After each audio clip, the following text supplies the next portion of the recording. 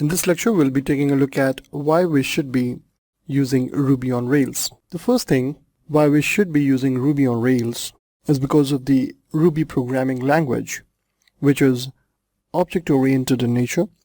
It's easily readable and it has got a very easy syntax to follow, and it's a great language for doing web development.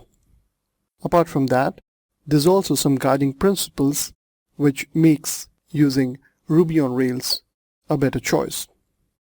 First thing is the dry code, which says don't repeat yourself.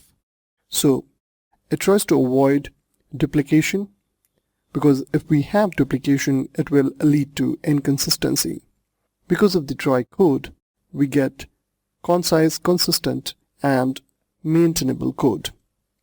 Ruby itself is made on this guiding principle, and it encourages us to do the same.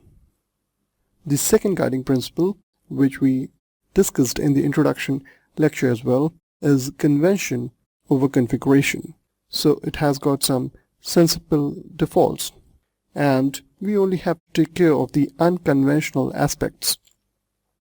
Because of this, it speeds up the development process and there's less code to maintain. It also ensures that we follow best practices and there are extra features as well available for free. Now, who should be using Ruby on Rails? Ruby on Rails is for developers who have previous web experience, who have built sites that interact with databases, and who are tired of recreating site functionality from scratch, are concerned with best practices, standards, and security, and are not afraid of command line, because we'll be using command lines over here in Ruby on Rails. Now we'll be covering the prerequisites. Anyone who is inclined to learn Ruby on Rails must be familiar with web basics, which includes browsers, servers, pages, how the request is sent, how the server responds back.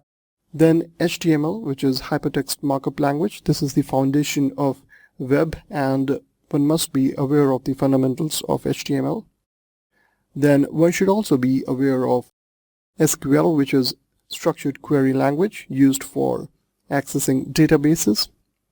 We will be covering some basic aspects of SQL over here in this course.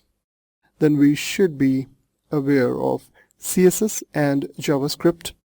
And finally, we should be ready to learn Ruby.